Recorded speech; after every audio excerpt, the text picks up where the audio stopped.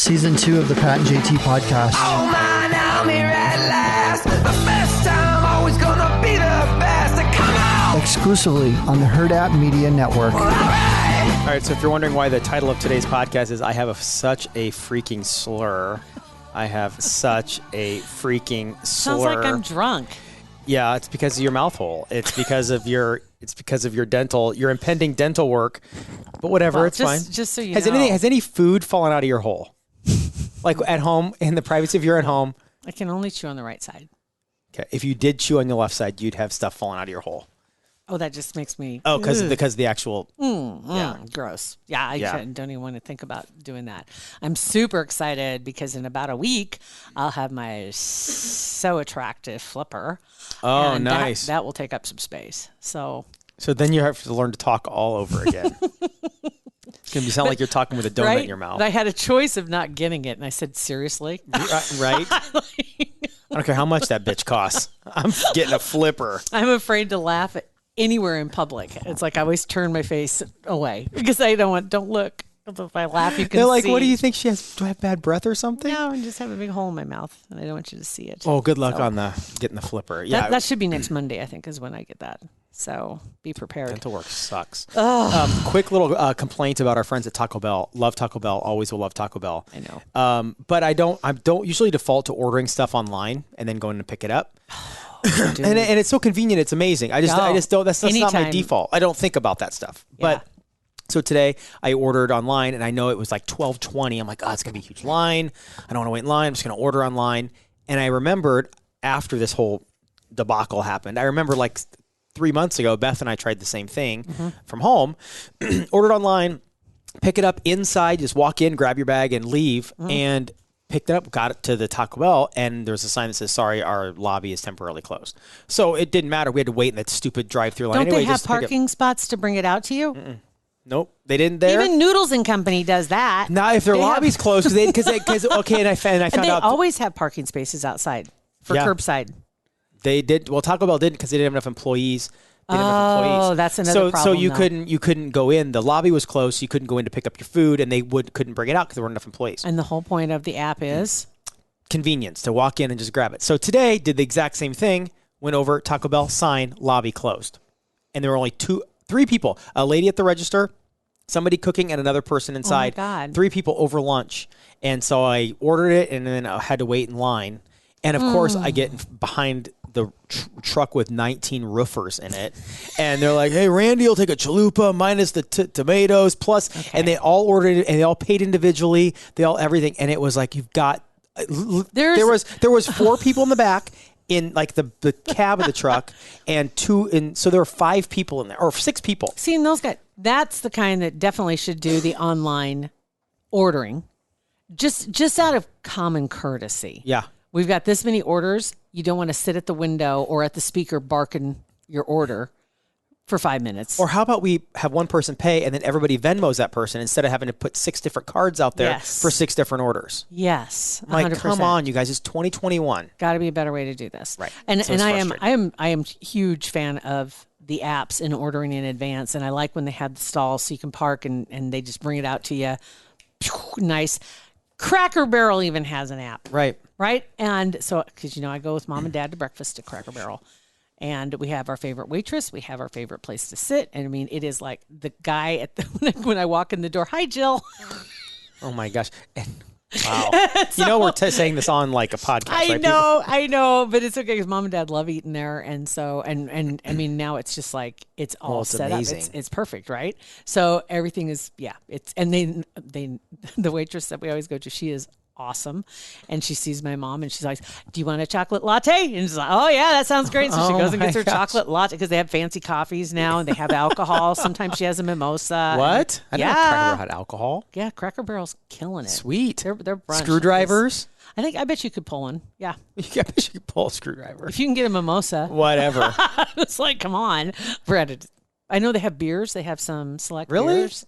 Yeah. I'll be damn. So anyway, Thanks to COVID, I'm sure. But the cool part is you can also, of course, pay on their app like everybody else, but you can order inside and then you can just punch in your receipt number and it'll bring it up on your app. So you don't have to order on the app. Brilliant.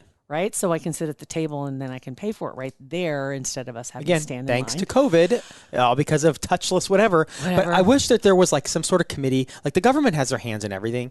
I wish we know. could tell them what to have their hands in. Like let's have all these restaurants like all be on the same page, restaurants and even shopping places. Like, that there are certain systems that are just so good. quick. Like to me, Target is amazing to check out. I mean, when you get your $5 gift card, it tells you what to do. You grab the card, you scan it. It's just super easy. Which grocery stores have the app for shopping? Does Baker's, is it a Baker's downtown or what? Baker's had the wand, but they more of them have that now. But now like Sam's, this is what I don't understand. Sam's and Costco, like huge competitors, right? Yeah. So Sam's, you go in with your thing, you have the scan and go. As you're going, you can scan, pay for it. You just walk out. Show them your thing. They scan your deal, scan a couple of the items, and you're out. Yeah. And Costco is like 20 years back because Costco, when you're doing the self-check, everything has to stay on the scale. Yeah. Otherwise, if you take one thing off, it's like alarms and people tackle you. So you have to keep everything on the scale. I went to the self-check one time. Stupid. And I said, well, that's not happening again because that was a real pain in the butt. And then Sam's, boop, boop, boop, boop, in out, you're done. And it's that's the what we were slickest talking thing. about. That's the one because I don't have a membership at Sam's. I have it at Costco. It's the slickest thing. And standing in line, Slick. like 6 deep, and you're standing there and there's 8 rows that all look the same. Yep. And I'm like, are you serious? And granted, I mean, they hustle. And once you get up there, it's the unloading of everything to get it through. And I mean, they've got a great system, but it'd be so much faster. But you mean not one person at Costco has ever gone to Sam's and go, this is legit. I mean, come on. This is how we should do this. Let's take a little field trip to Sam's, A little Costco, reconnaissance, right? and then you see like Sonic's app. So slick. Don't have it. It's not just the app itself is slick, but the way you order, and then when you get in a certain geographical location of their restaurant, it pings you and says, "Are you here?" You click yes, you enter the stall number, and they're out within 30 seconds. They're out. Super slick. But then Taco Bell's app, not as slick. Jimmy John's, super slick. Like, why don't these people go to like a conference where they have restaurant apps where they can? Because some of them are so clunky. It's called competition. Well, and I'm sure some are winning because of it. They have to be. Right? Because you really can tell when you are on an app or on a website or whatever that isn't as slick as the others. It's like it's a turnoff. You want to avoid it. 100%. Yep, I'm with you there. Like Taco Bell, I was going to customize my protein bowl. Couldn't do it. I just said, whatever, just give it to me how it comes. I'll pick off the onions or whatever. Because it was too confusing. I just want to get out of here. I just want to get out of here. I just want my damn food. Yeah. That's all I want. No, I'm with you on that. Because, all of them, though, most everybody, you can do the curbside. Yeah.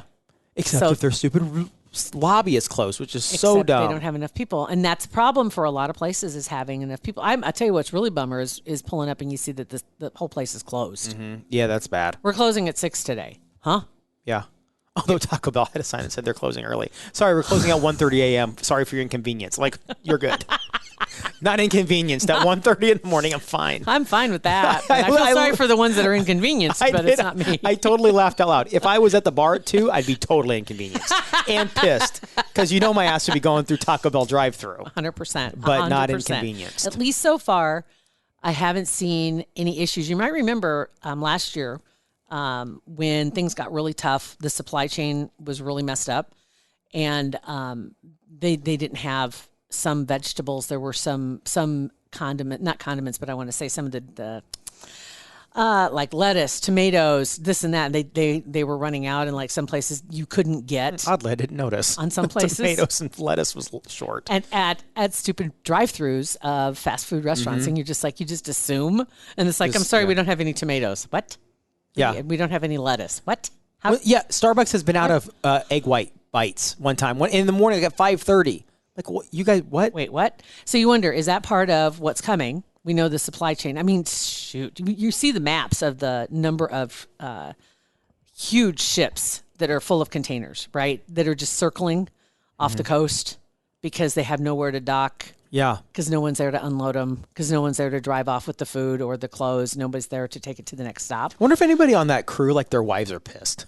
Oh, like, dude, like, Gustav, when are you coming home? Like, can we get a speedboat out there real quick? Something. Like, you've been circling. You've been circling for 6 weeks. Stop. Who do you think is? I always picture always those ships. I always picture they're Russian. They're ships. all Russian, right? They're all Russian ships. I don't know if Gustav is a Russian name, but they just to me they're all those big huge ships are all Russian or Swedish. Like they're never. I just always picture that. So you got to think though that's what's coming, and that they were talking on this report talking about all these ships that are out there. Some of the stuff that's in there has a shelf life, and so some of the stuff is not going to be good by the time it gets here, by the time it gets offloaded. But that's taking so long. What's taking so long? They literally there's a shortage. There's well, at least this is what they're saying is there's a shortage of manpower to offload these things, and so there's no place for them to dock because all the places are full because they have nowhere to go. So it's just they're sitting there and they have nowhere to take to get stuff off the ships, and then it's finding truck drivers, then it's finding gasoline, and then it's finding. I mean, it's just like everything is just. Before you can take care of this, you got to take care of 3 other things. And before you can take care of those, you got to take care of 3 other things. Yeah. And so it's the supply chain. Once it gets broken, you'll start seeing, the shelves will get a little bit barer, or the shelves don't get barer, the prices go up. Or both. Well, you're seeing that with vehicles. Like you go through, you go by a car lot, any car lot, anywhere, and there's 15 cars on the whole lot. They're waiting for those microchips. From China. To come, and we're not getting them, and so all the 2021s, there are a lot of 2021s that aren't on the lot because they aren't finished. Yeah. So now you're wondering if 2022s are coming out. Well, 2022, Beth just her lease just ran out on her 2018 or whatever, and she was waiting for a 2022 Jeep, and it wasn't coming. She ended up just buying her Jeep she has. She's like, oh, whatever. But the good thing about that is that now there's such a huge market for used cars that a buddy of ours that runs the Baxter dealership in Lincoln said that he had a guy 3 years ago buy a truck from him, and he, as a used car trade-in, paid just a fraction over what he bought the truck for 3 years ago, because the used car market is so crazy that I've never seen that in my entire life. You have to think though, go back, 10 years, not even 10, or just 10 years ago when they had the cash for clunkers and they got rid of all those used cars. Yeah. Right. So all those are off the market. They're gone. Is that a conspiracy theory leading into what's going on now? Don't even ask me. Okay. No, I kid. I kid. You don't kid. I kid. It all plays into it though, because then you don't have them now, and so now we don't have this huge supply of all these old cars. But you're right about that. I mean, because I'm still getting calls constantly for the last 2 vehicles that I had that I owned because they're looking for used vehicles. Yeah, you can make some serious. If you have a decent used vehicle right now that's paid off, you can make some serious money. You can, you probably can. You can probably even with a leased vehicle, if you buy it, you can probably sell it for more than what you owe on it, and be able to make some money off it. But then what do you buy? The same place people are about houses. If you wanted to move. And you're getting phone calls like me, getting text messages from randos. That's I don't know, whatever. But anyway, that's a criminal in a basement. That's not a rando. But I get phone calls, about that, wanting to know if I'm interested in selling my home. So honestly, the fact that I got a text is not that shocking. No, it's not. It's really not. Because that's my phone number, and they know the phone number is attached to the property. And so they call and ask, if you're interested in selling, what would be your price? Where are you at? And I'm just like... Have you ever thought of just shooting somebody just astronomical, like $200,000 over asking? No, I haven't. I mean, why not? I should try it, but then what would I buy? Because there's nothing. Who gives a rip? You're making $200K north of what you would ask if you were say if your house was $600,000. You're like, you know what? I'll move out next month for $8K, and they go, okay, done. I would help you pack. So who cares? Live in an apartment for 12 months, right? To make $200,000, just shoot them an offer. Okay, next time I get it. Next time they call, I will. Either they're going to say screw you, and then they'll call you back, or they'll say yes. Either way, it's a win. Okay, I will. Do it. Next time I get a call, I'll throw it think out of there. your number, legit number, because don't shoot them kind of high. No. Because then if they say yes, then you're screwed. Shoot them whatever, astronomical. It's got to be multiples. Yeah. Because there's nothing for sale. No. And if what is for sale is ridiculously priced. And especially in your area, in the next 10 years, it's going to be worth a ton. So if they sit on that for 5 more years, it's going to be worth a lot. But you could walk away. And which would not be awful, because not only are the houses expensive, everywhere the houses have gone up, taxes. Yeah. Redonkulous. Stupid. It really is. So crazy. This crazy. has been your economic minute with Pat and JT. Good Lord, we're 15 minutes in and all we talked was smart garbage. The heck is that about? I'm sorry to disappoint because I know this isn't what you tuned in Wow. for. I want Bait and switch. totally. I'll give you one. I'll give you a fun one if you want to hear about rabbit holes. Okay. Because I always love a good rabbit hole. And by the way, the Let's Take a Dive podcast. Yeah. Just so you know, it is in production. I know I've talked about this before. We need to do two things. We need to figure out what our show logo or art is going to look like, and we need to pick a launch date. Okay. We have 8 episodes done. I say you pick a launch date because then that'll hold your feet to the fire to come up with a logo. This is true. Mm-hmm. And we know people who do that. Right. I have a feeling you help people do this all the time, and I have a feeling you're doing this out of order. Bass ass out of order. Completely. But we do have several episodes. It's kind of a mess right now, in my opinion. It's because we were trying to figure out what our lane is. And I'm like, do we want to use this? Do we not want to use that one? I'm like, just throw them all out there. We'll just see what happens. So I think we've got ourselves, the ship has been righted. Can you do it like around like Halloween? Like Yeah. kind of creepy time? Yeah, which would be perfect because the first few episodes are about some local lore. Perfect. And spooky places. And I'm not going to tell you who the co-host is yet, but you'll recognize him. Definitely. He's somebody Sweet. you'll know. So anyway, this weekend, this is a rabbit hole that won't be on Let's Take a Dive because it really isn't that big of a rabbit hole. But I saw a post about Alan Jackson this weekend.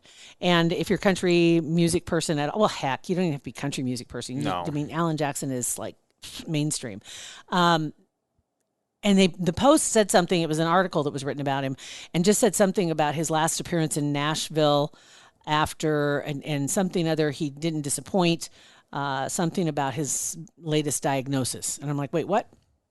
Hold on. What have I been missing here? What's up with Alan Jackson? And so I look it up and come to find out Alan Jackson has been diagnosed with a neurological disorder. And it took me a minute because when I say it at first, you're going to go, that's a lie, because it's called CMT. Which is ironic. Country music television. But that's not what it is. CMT is a real thing. And I don't know if I say these correct because I believe they're probably French names. But Charcot, or CHARCOT, so maybe it's Charcot, Marie Tooth disease is what it's called. And it's a neurological disorder which interrupts the transmission of information and signals from the brain and spinal cord to the rest of the body, in particular the extremities, feet, fingers, hands. So it could end up disrupting his ability to play. But they say that most people that get it, it's not terminal. It's not something that he will die from, but it'll make things more difficult. But there are plenty of therapies that help people live with it. And it's not entirely uncommon, but it is about 100. They said about 126,000 people in the United States have it, and about 2.5 million worldwide. That's a lot, but a little when you think in the grand scheme, right? But they do know how to treat it, and so people can live with it.